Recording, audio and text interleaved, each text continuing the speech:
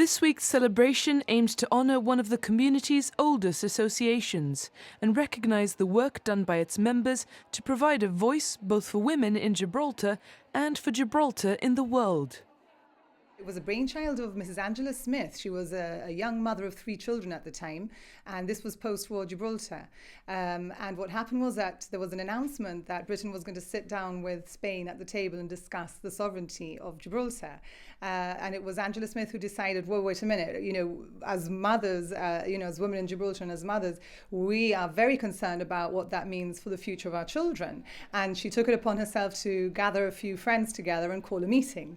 That meeting attracted over 250 local women at the parish hall, and from there onwards they formed a committee, and very shortly after that, within a month, they were sending a petition to Her Majesty the Queen. They physically travelled to London, to Buckingham Palace, and were received there by the Queen's Secretary, and presented a petition that represented over 95% of the women that there were in Gibraltar at the time.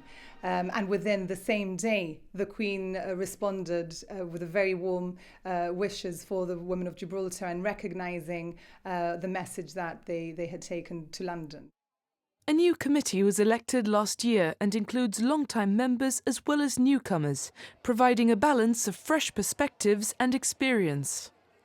Well, the way that we operate is we have 5 general aims, which include things like that, like gender, sort of equality, non-discrimination. We are also very much towards collaborating with other women's organisations. So, for instance, we're very excited to be in contact with women in unions, with women in business, the Business Network, and with the Citizen Advice Bureau and various other organisations. So what we like to do is we like to collaborate with other groups and associations that share our aims. Women make up around 50% of the population. How do you bring together all these different people and get them to agree on what the association should be focusing on and campaigning for?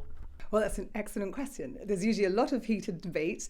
The women who form part of today's committee include younger people like Tamsin Suarez and Marlene Dali and Zora El Galbawi, And what we wanted to do was to bring together women who had very different backgrounds, different experience, different ways of thinking. It's important to have representation from as many different types of women with different experience, as I said, different qualifications or no qualifications, because everything counts, everything is important, and it brings together a beautiful, colourful tapestry together, and with that I think there is a lot of strength.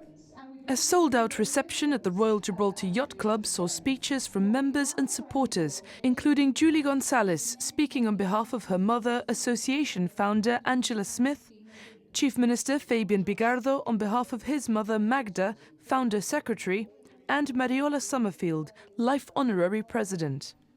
Geraldine Martinez won the competition to design the GWA's new logo, and the association also launched its new website. With much progress made over the years, but a long way still to go, the Women's Association's continuing aim is to empower our community.